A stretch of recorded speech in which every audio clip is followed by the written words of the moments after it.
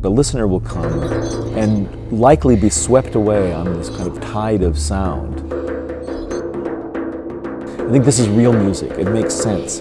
It's passionate. It will move people in the way people want to have as a musical experience. It is a piece that has, at moments, huge kind of rhythmic thrust. You know, it's very exciting, it's jagged sometimes. But then when you look at the entirety of the piece, you find that you are going from pod of activity to another pod of activity. And sometimes you float within these, you know, among those kinds of islands of activity.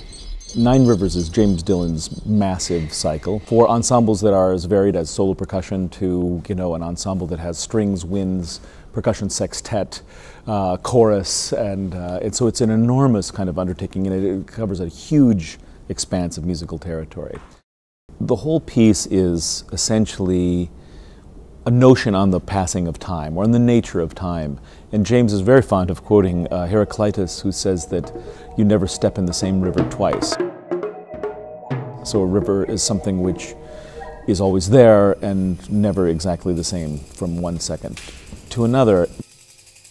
I mean, if you take it from the beginning, if you take the opening of the piece and the very first sounds of the first night, which are very articulate, the crashing sounds of metal percussion and drums and things like that, very pointed and very focused rhythmic energy. And you see that by the addition of other instruments and the addition of electronics, that the elements start to swim together and the piece spreads out really into a delta. La Coupure was the last of the 9 pieces to have been written. It is literally the middle of the piece, and it's the middle of the set of 3 nights. It also is the moment at which a brand new sound world opens up thanks to the percussion instruments and the electronic elaborations. And then the third night, the electronic component, having been introduced in La Coupure, remains for the final pieces, the final 4 pieces of Nine Rivers. I'm so grateful to the Miller Theatre and to Melissa for having done this, and to my colleagues in ICE, because I mean the number of big-time, well-funded European festivals that were unable to put this on it's a very long list. So I'm really proud that we're doing this here.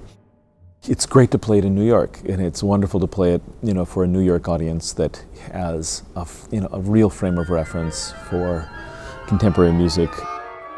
Words can't really express my admiration for the International Contemporary Ensemble. They are a superb group of people that seemingly can play anything and do it with such style and such ease that, you know, the idea of doing this piece, which everyone looks at the scores and thinks, I don't know if we can really do this. And I know when we get into the rehearsals with ICE, because I've been there with them with difficult music, that they're just going to eat this thing for lunch. It's going to be fantastic to work with them. And James is one of my oldest friends, you know, and I've known him for nearly 30 years now, and it gives me an enormous amount of pleasure to support his music and to present it for, you know, an audience that I care about.